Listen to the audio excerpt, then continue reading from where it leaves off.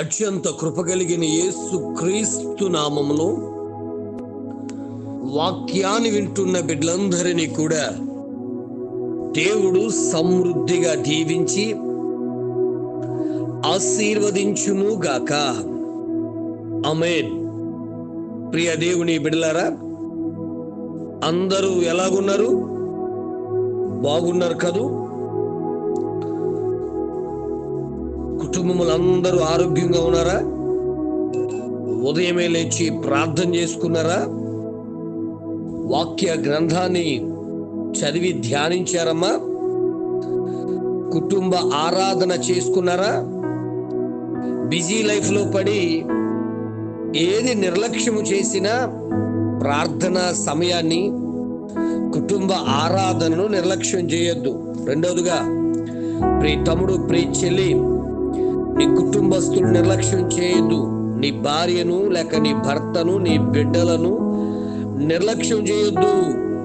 దయచేసి ఎంత బిజీగా ఉన్నా వారికి సమయాన్ని కేటాయించండి.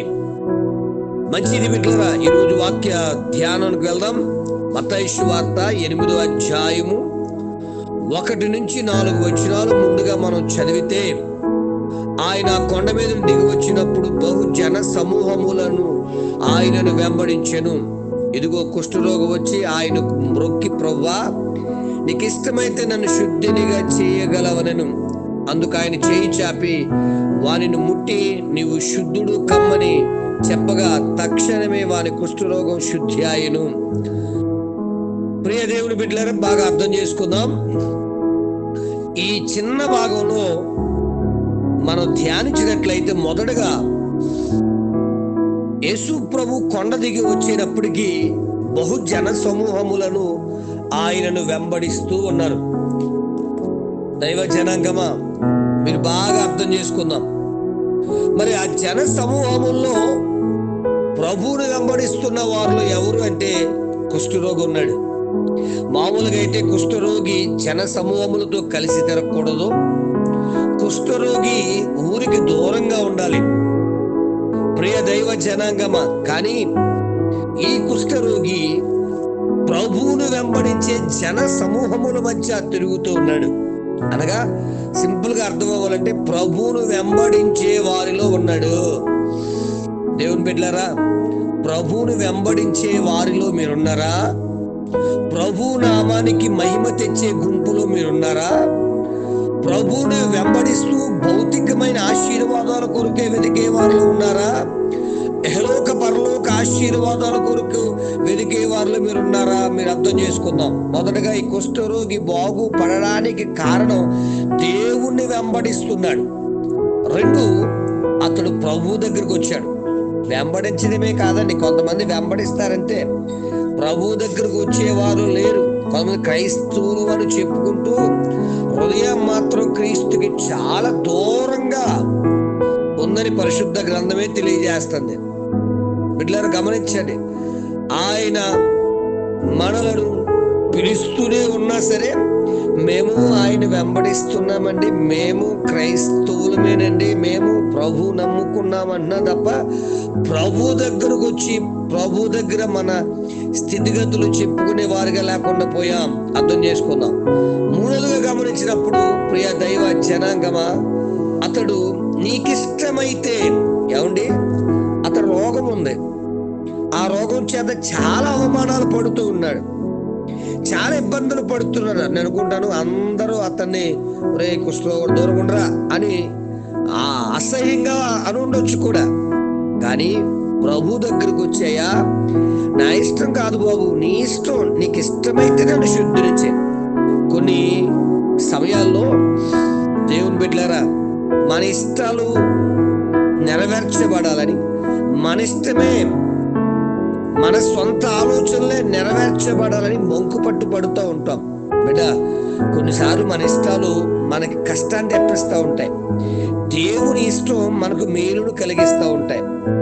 చూడండి, ఈ వ్యక్తి అయితే తన రోగాలు చెప్తున్నాడు, కానీ అయ్యా నీకు ఇష్టమైతేనే, ఎందుకంటే నీ ఇష్టం నాకు కష్టమైనా నాకు మేలే, కనుక నీకు ఇష్టమైతే నన్ను బాగు చేయనైనా అని మొక్కుతున్నాడు. దేవునికి ఇష్టానికి అప్పగించుకున్న వ్యక్తిగా ఉన్నాడు. నాలుగవదిగా అతడు స్వస్థపడిన తర్వాత మరి దేవుణ్ణి ఆరాధిస్తూ ఉన్నాడు. బాగా అర్థం చేసుకుందాం, దేవుణ్ణి ఘనపరిచే విధంగా ఉన్నాడు. నిజమే, ఈ రోజున మేలు పొందిన తర్వాత ఎంతమంది కృతజ్ఞతులై ఉన్నారు దేవునికి, ఆలోచన చేయండి. మరి ఈ షార్ట్ మెసేజ్ లో వాక్యాలు వింటున్న నీవు నేను దేవుణ్ణి వెంబడించేవారుగా, దేవుని వెంబడిస్తూ ప్రభువుకి దగ్గరగా ఉండేవారుగా, ప్రభువుకి దగ్గరగా ఉంటూ ఆయన ఇష్టాన్ని నెరవేర్చేవారుగా, ఆయన ఇష్టాన్ని నెరవేరుస్తూ మరి ప్రభువుని ఆరాధించేవారుగా ఉన్నావా? ఉంటే నీ కుటుంబం, నీవు ఎంతగానో ధన్యుడు నాన్న. ఒకవేళ లేకపోతే ఈ రోజైనా, ఒకవేళ కుష్టు రోగం లాంటి పాపం నిన్ను ఇబ్బంది పెడుతూ ఉందేమో, కుష్టు రోగం లాంటి ఇబ్బంది నిన్ను తినేస్తా ఉందేమో, మానేద్దామన్నా కూడా పాపాన్ని మానలేక ఉన్నవేమో, ప్రభువుని వెంబడిస్తూ కూడా ఇలాంటి పాపాలు కలిగి ఉన్నవేమో, విడిచిపెట్టి ప్రభు దగ్గరకు వచ్చాయా, నీకు ఇష్టమైన వాడిగా, నీకు ఇష్టమైన జీవితాన్ని జీవించే బిడ్డగా నన్ను అభిషేకించాలి ప్రభు దగ్గర ప్రార్థించగలిగితే తప్పకుండా నిన్ను విడిపిస్తాడు, ఆశీర్వదిస్తాడు. అటువంటి కృపా దైవ సహాయం మనందరికీ దేవుడు అనుగ్రహించును గాక. ఆమె. తండ్రి నీకు వందనాలు, యేసుక్రీస్తు నామములో నీ బిడ్డలు బడి ప్రార్థిస్తున్నాను ప్రభువా. మేమందరం నీ ఇష్టాన్ని నెరవేర్చేవారుగా, మా ఇష్టాలు కాదు నైనా, నీ చిత్త ప్రకారంగా, నీ ఇష్ట ప్రకారంగా జీవిస్తూ, నీ ఇష్టాన్ని నెరవేరుస్తూ, నిన్ను ఆరాధిస్తూ, నిన్ను వెంబడించి, నిన్ను మహిమపరిచి, నీ దగ్గరగా మరి నీతో కలిసి అయ్యా మరి ఆనందించే భాగ్యమును బిడ్డలందరికీ అనుగ్రహించమని. ఒకవేళ ఎవరికైనా శరీర బలహీనతలు ఉంటూ ఉంటే, ఒకవేళ కుటుంబంలో సమస్యలు ఉండి ఉంటే, యేసు నామములో వీరందరినీ వారి సమస్యల నుంచి విడుదల పరచమని, ఆరోగ్యాలతో నింపమని, కుటుంబం నెమ్మది సమాధానముతో నింపి నడిపించి బలపరచమని, వీరిని, వీరి కుటుంబాలు, వీరి బిడ్డలను, వీరికున్న సమస్తాన్ని, వీరి ఉద్యోగాలను, వీరు చేస్తున్న వ్యవసాయ పొలాలను అన్నిటినీ దీవించమని, వారి ప్రయాణాల్లో తోడుకుండమని, వర్ధిల్లింప చేయమని యేసు నామమున అడుగుచున్నాను తండ్రి. ఆమేన్. ప్రార్థన అవసరం కొరకు నా సెల్ నంబర్ 9866958571. ప్రభు కృప మీకు తోడుగా ఉండును గాక. ఆమేన్.